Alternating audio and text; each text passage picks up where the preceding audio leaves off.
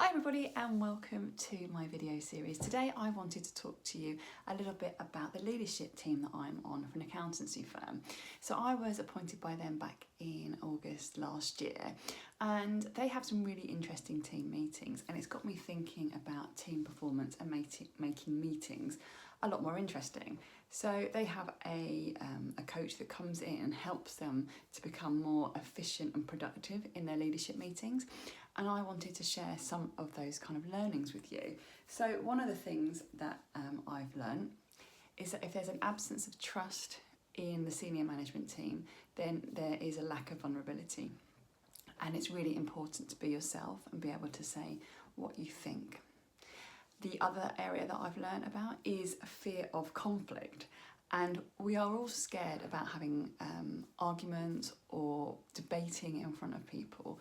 But what it's taught me is it's really important to be able to say what you think and why you think it, and be really upfront and honest in team meetings, because actually that's what makes the business organisationally healthy, is to have these debates. And I read somewhere that said if your meetings are boring, then why are you having them? And actually healthy conflict and debate is a real key part of your leadership team meetings, and be able to walk away from those meetings and think, do you know what, I've had this debate and I'm not going to let it impact me.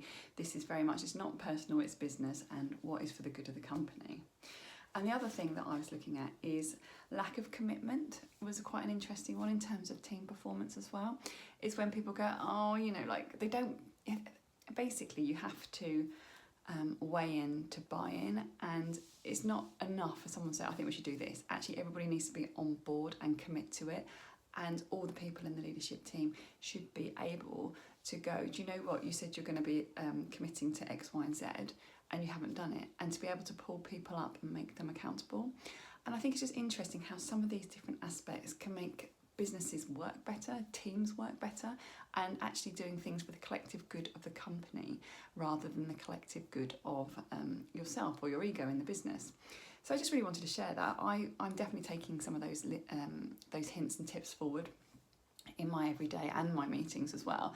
It's made me think not to be too scared about what I think, and to be able to be open and honest with how I feel. So hopefully that helps. Maybe your team meetings might be a bit better off the back of it, but definitely have a think about how you might be able to implement some of those tips when you're in your leadership meetings. Hope you found that helpful, and until next time, bye for now.